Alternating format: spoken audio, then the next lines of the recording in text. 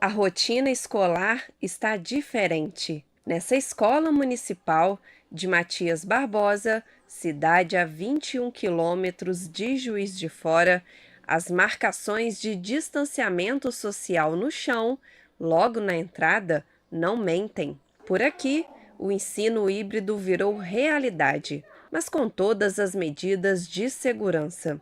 Para entrar na sala de aula, tem que usar o totem de álcool em gel, que tem até tamanho personalizado. Nós já vimos nos preparando desde o início do ano, com formação dos funcionários, em questão de higienização dos espaços, formação para professor a respeito com reunião sobre o método híbrido, reunião com a Secretaria de Saúde, com o setor de epidemiologia e vigilância sanitária. E depois que nós organizamos e vimos que a gente tinha condições de retornar dia 2, nós começamos com a aquisição da compra dos insumos de higienização, tapetes, todas as salas têm um totem de álcool gel, dispenser, aquisição de máscara descartáveis e N95 para todos os funcionários. Durante a merenda, mais cuidados.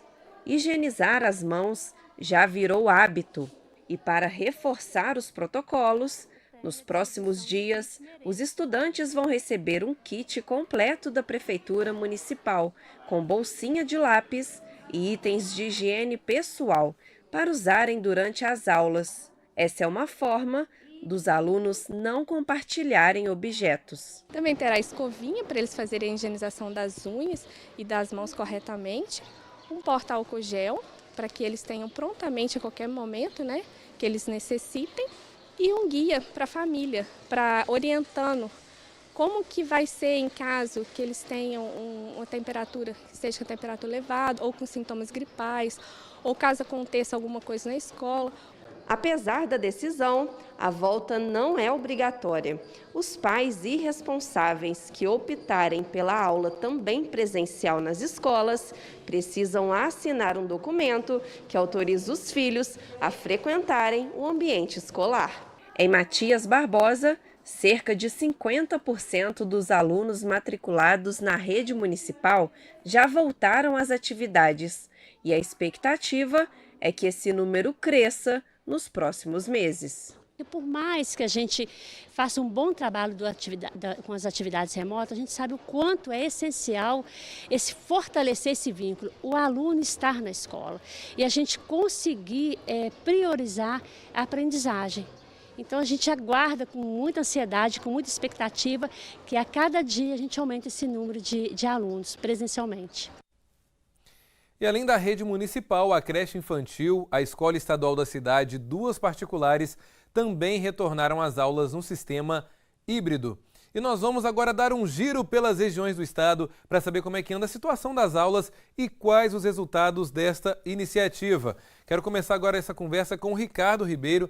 Ricardo, você está na Câmara Municipal de Juiz de Fora, onde nós tivemos agora há pouco uma audiência pública falando sobre a situação da volta às aulas. E a gente sabe que a polêmica na Zona da Mata ela é grande, porque Juiz de Fora, que é a maior cidade, ainda não retornou às aulas presenciais. Mas no caso, por exemplo, de Matias Barbosa, isso já foi possível.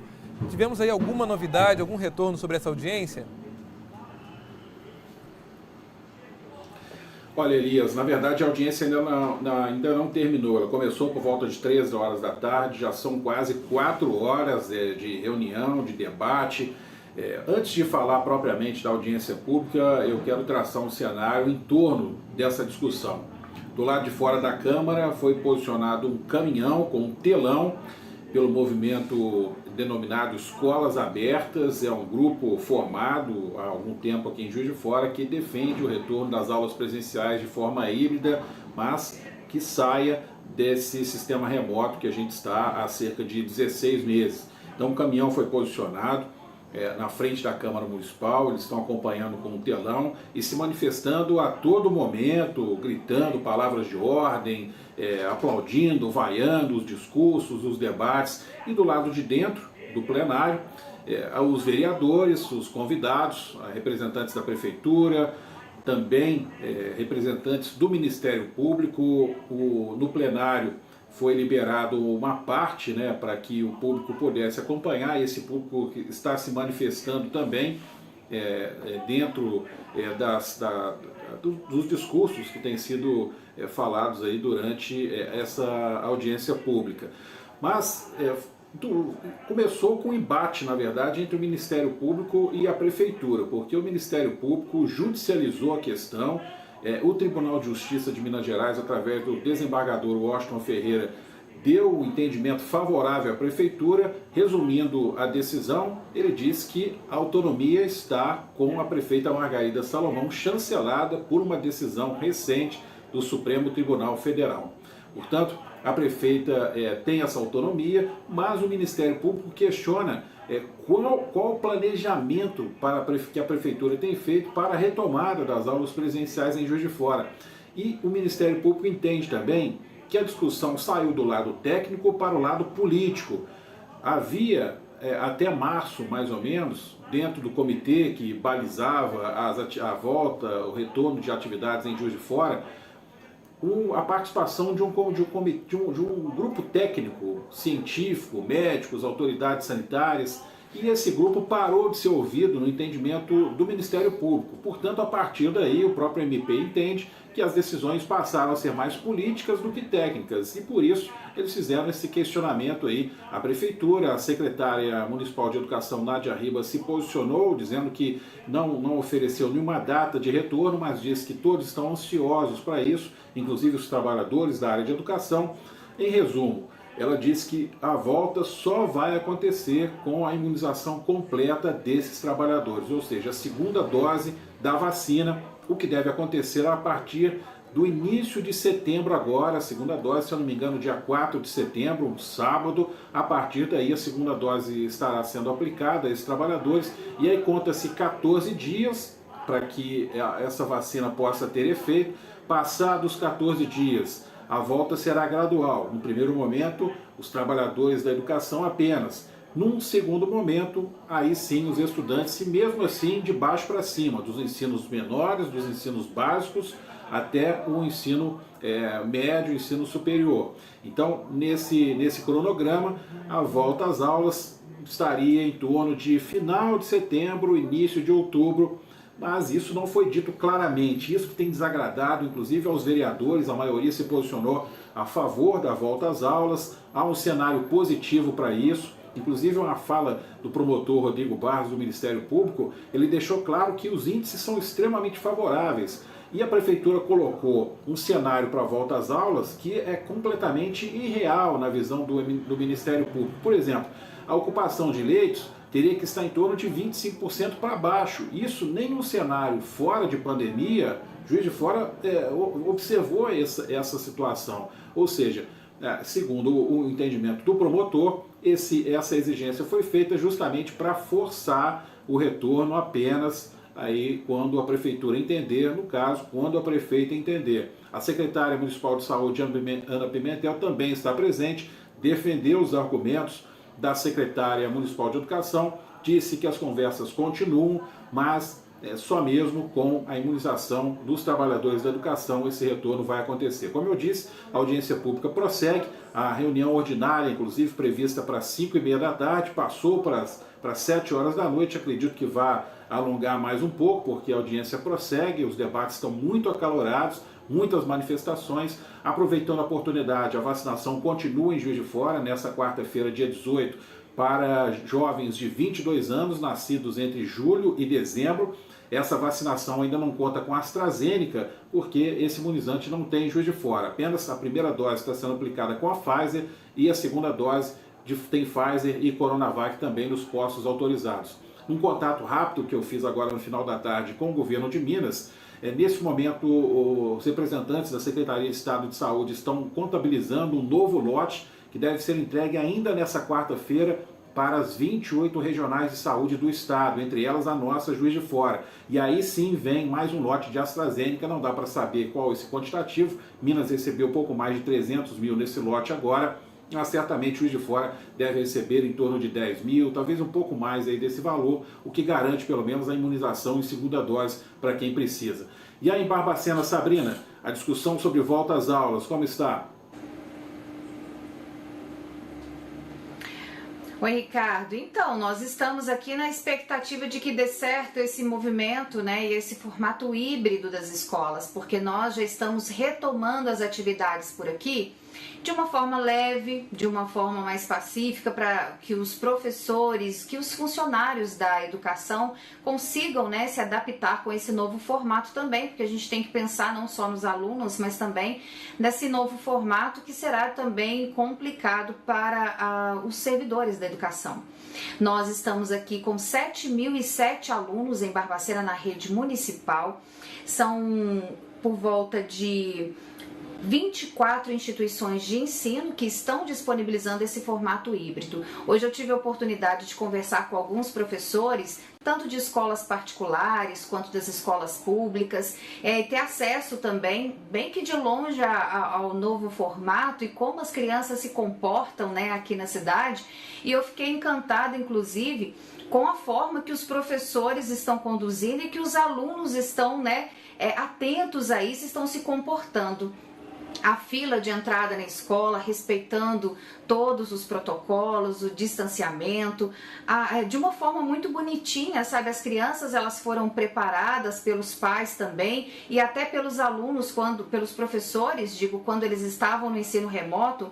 Me parece que os professores, eles jogaram, meio que pulverizaram essa informação para as crianças e elas já estão no entendimento de que esse formato que elas estão, esse tempo que elas estão, é um tempo diferente, que deve se respeitar algumas regrinhas dentro da escola, porque a gente sabe, via de regra, criança gosta de abraçar, gosta de beijar. Isso aí é da criança, da educação infantil, que foram os primeiros a voltar aqui. Então, quando eles chegam na escola, eles já têm essa questão de ficar, do distanciamento. Então, essa preparação por parte dos professores foi fundamental aqui, né? Inclusive, na rede estadual, são 17 instituições voltando nesse formato híbrido.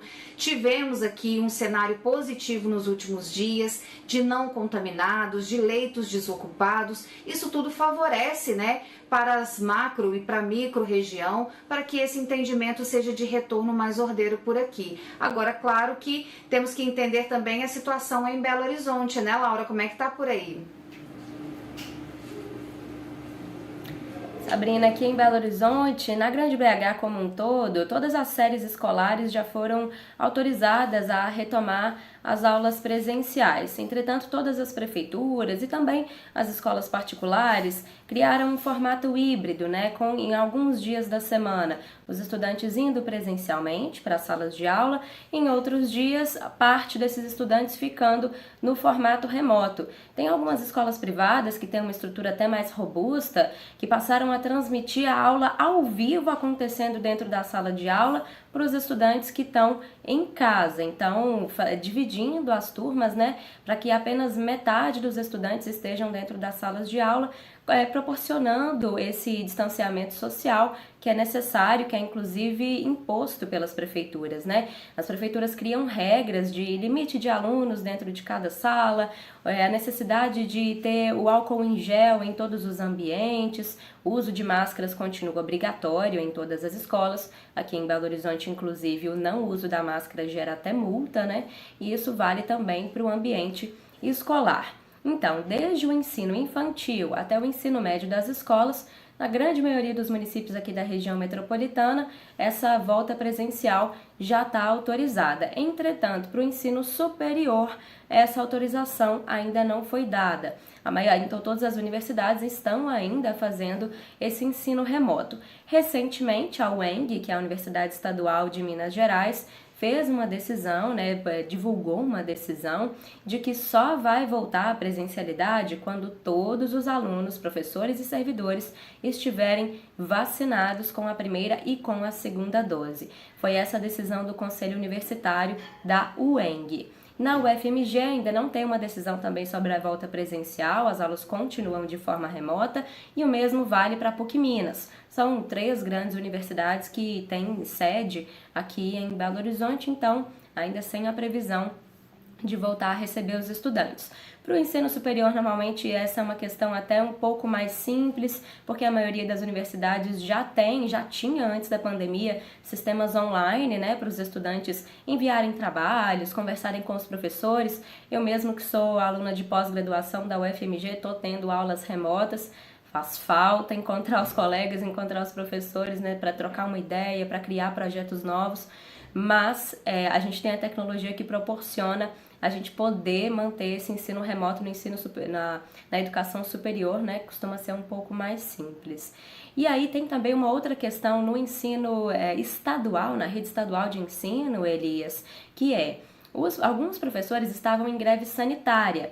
Essa categoria, uma parte dela, estava aceitando dar aula somente de forma remota, ainda para evitar a transmissão da Covid-19. Mas a Justiça deu uma decisão, a pedido do governo de Minas Gerais, de que agora todos os professores têm que voltar a dar aulas presencialmente. Lembrando que o governo de Minas já liberou as escolas estaduais para receberem os estudantes em todo o território do estado. Então agora essa decisão da Justiça também determinando que os professores não podem mais manter essa greve sanitária. Elias.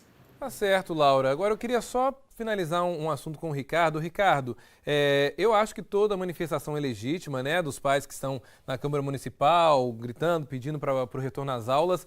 Mas uma coisa que me preocupou é saber o seguinte: primeiro, que não tem aí doses, né, da AstraZeneca suficientes para uma segunda dose da população. E segundo, também a questão da variante Delta, como nós já trouxemos aqui também mais cedo, que já chegou também no município. Como é que foi essa discussão por aí? Temos mais alguma novidade no decorrer da nossa conversa?